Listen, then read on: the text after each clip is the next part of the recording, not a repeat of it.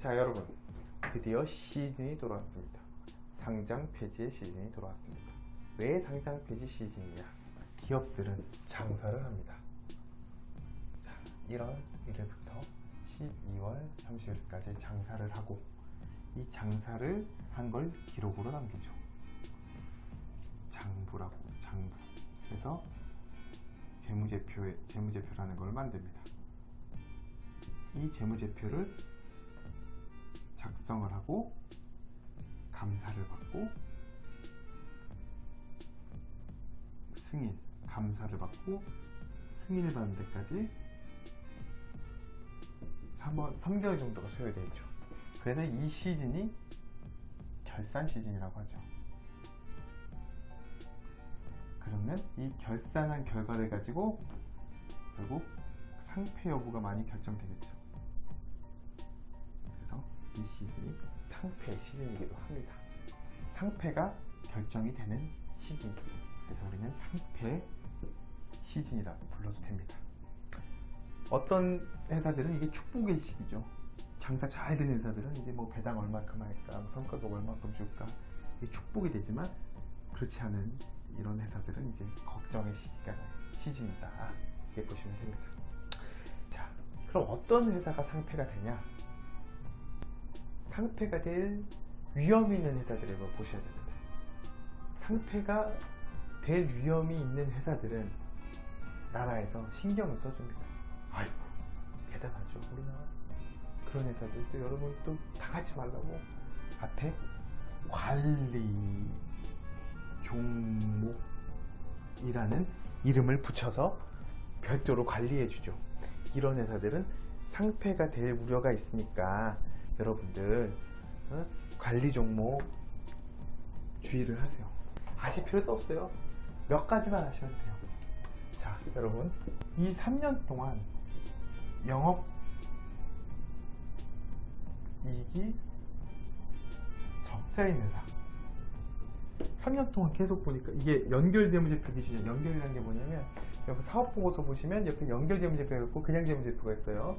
그냥 재무제표 기준이에요. 영업이익이 적자인 회사, 그렇죠? 3년 동안 적자가 났어요. 자, 여기까지는 괜찮아요. 1년 정도 더 지속이 되면 플러스 영업적자. 그러니까 3년 동안 적자고 1년 더 적자가 4년 적자 되면 관리 종목이 됩니다. 관리 종목이 돼요. 4년 되고. 그럼 여러분 주의하셔야 되고 앞으로 조심하셔야 됩니다. 이게 끝이 아니에요. 관리 종목이 되면 어떻게 되냐? 감사인 지정이 됩니다. 이때까지는 내가 그냥 뭐 아는 회계법인 내가 마음대로 선임했거든요. 그게 자유수임이라 그러는데, 내가 회계법인에 선임했는데 또 적자가 났어. 근데 이제는 더 꼼꼼히 말아서 나라에서 회계 감사하는 회계법인을 지정을 해주는 거예요. 그럼 얘네는 미치지 않고서야 이게 더 빡세게 보겠죠. 이게, 그쵸? 19년도 어떻게 되겠어요? 19년도에 상장 폐지 위험이 커진다는 거예요. 관리 종목 지정된다는 거는 그만큼 상장 폐지 위험이 더 커진다는 거예요. 왜냐면 감사인이 미치지 않고서야 18년도에 감사인 지정을 받았는데 영업적자 4년 동안 영업적자였는데 이해를 좋게 보겠어요? 그러니까 엄격 해도 안 믿을 거 아니에요. 장난친 것도 정말 뭐 진짜 정말 영업 잘해서 개선되는 경우도 있어요. 근데 그거보다 아닌 경우가 더 많겠죠. 그러니까 2019년도에 위험하다는 거예요. 그러면 이거를 대부분 아는 사람은 18년도에 관리 종목 지정됐을 때, 그쵸? 다들 우르르 쾅쾅 무너지겠죠. 이 종목이 당장은 상장 폐지 안 되더라도 우르르 쾅쾅 무너지겠죠. 여러분, 이게 주식에 보시면 XXX 종목 있어요. 위에 관 이렇게 붙어 있는 거 있어요. 얘네들은 이미 관리 종목 붙어 있는 회사들이에요. 이런 회사들 이미 관리 종목 붙어 있기 때문에 18년도 거 결산 나오는 거 보고 많은 수가 이제 되겠죠. 주식시장에서 못 보게 되겠죠. 물론 관리 종목 지정되기 때문에 다 상폐되는 거 아니에요. 그 중에 살아나는 회사도 많아요. 근데 상장 폐지 위험이 커진다는 거예요. 그러니까 통계적으로 봐도 그래요. 상장 관리 종목으로 지정된 회사의 40%가 275일 내로 상장 폐지가 됐대요. 실질적으로. 그러니까 많은 수가 상장 폐지 된다는 얘기예요. 관리 종목 이미 붙어 있는 애들은 뭐 이미 조심하셨어야 됐고, 그리고 이 3년 연속 적자인 애들은 4년 연속 관리 종목 지정되는 거를 조심하셔야 된다는 거예요. 이런 종목들이 예를 든 거예요. 그냥 이거는 밖에 공시가 돼 있는 정보니까 금호, 전기 이런 회사들, 특히 유명한 회사죠.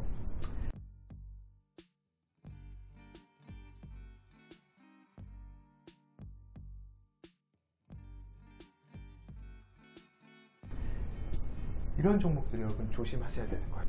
관리 종목인 회사들 이미 조심하셨어야 됐고, 3년 연속 적자인 애들은 올해 관리 종목이 되니 미리미리 준비를 하셔야 됩니다.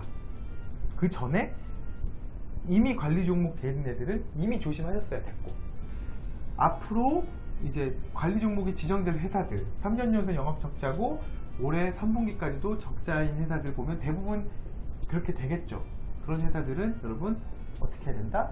거들떠도 꼬집보면 안 된다. 또 하나 주시하셔야 될 게, 회사가 공시 잘못하면 벌점이라는 게 쌓여요. 그쵸? 회사가 잘못하면 벌점이라는 게 쌓여요. 근데 그 벌점이 어느 정도 되면 얘네도 그냥 정지가 되는 거예요. 상장의 자격에 대한 정지가 되는 거예요. 상장 폐지가 되는 거예요. 그게 몇 점이냐? 근데 중요한 거는 이거에 근접한 회사들, 근접한 회사들은 그러면 조심해야겠죠. 당연한 얘기죠. 이 근접한 회사들은 여러분 이 핸드폰에 코스닥 누적 벌점 15점 이렇게 치면 나와요. 이런 애들이 거의 15점 근접한 애들이에요. 10점에서 뭐 10점 넘게 이제 올라가 있는 회사들이죠. 벌점 한 번만 더 받으면 상장 폐지가 되는 거예요. 근데 이게 벌점이라는 게 그런 게 있어요. 예를 들어 이 사람들이 투자유치를 하려고 했어요.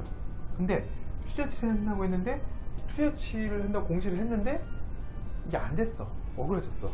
그럼 그것도 벌점 얻을 수가 있는 거예요. 많은 회사들이 그렇게 해서 먹어요. 이런 것들이 결국에는 M&A를 한다고 뻥쳤다가 M&A 안 된다거나, 투자유치 한다고 했는데 뻥쳤다거나, 투자유치 안 된다거나, 이럴 때 이제 벌점 매기는 거죠. 왜냐면 그것 때문에 믿고 주식을 투자했던 사람들이 손해를 보니까. 그러니까 예를 든 거예요. 이 회사 같은 경우에는 지금 위험하죠. 이미 공시까지 때린 상태고 한번 연기를 했어요. 그러면 그때 투자유치를 한다고 공시를 때렸는데 투자유치가 안 되면 어떻게 되는 거예요? 벌점 받겠죠. 상폐가 되는 거예요. 이런 종목들이 되게 위험한 거예요. 그러니까 막판에 자금 땡기려고 하는 그 상장 폐지 될 거 알지만 마지막 불꽃을 튀기는 거 있잖아요. 그 미스터 선샤인에 나는 불꽃이 되겠어. 그러니까 마지막 불꽃 쇼를 하는 회사들, 그런 회사들은 마지막으로 땡기려고 하겠죠. 벌점이 나오든 말든 간에 여러분은 그런 종목 조심하셔야 돼요. 그런 회사들 보면 마지막 불꽃은 항상 일반 공모 유상증자를 때리거든요. 마지막 불꽃은 대부분 그래요. 왜냐면 3자 배정 유증을 하고 주주 배정 유증을 하고 이런 거는 뭐 그렇게 거부감이 없어요. 근데 일반 공모는요 뭐냐면 그 시장에 있는 너나 다 그냥 돈 끌어오는 거예요. 그냥 아무나한테. 그리고 마지막까지 그냥 끌어오겠다. 물론 큰 회사, 아주 큰 회사들은 정말 큰 회사고 뭐 이름이 유명한 회사들은 그렇게 하는 게 더 유리할 수도 있겠죠. 마지막 불꽃을 조심하셔야 되는 거예요. 자, 요약합니다. 자, 이미 관리 종목 지정된 회사들 www.krx.co.kr 가셔서 밑에 여기 검색하는 거에 관리 종목 쳐보세요. 이렇게 나와요. 리스트 쫙 나와요. 이거는 여러분이 안 본 그리고 주식창에 관자 써있잖아요. 이 관 무덤 관자, 무덤 관다는 거죠. 관 그리고 이제 그 관리 종목 예상인 회사, 아까 말했죠. 3년 연속 영업 손실이고 18년 올해도 손실이, 여러분이 알 거예요. 여러분이 알아요.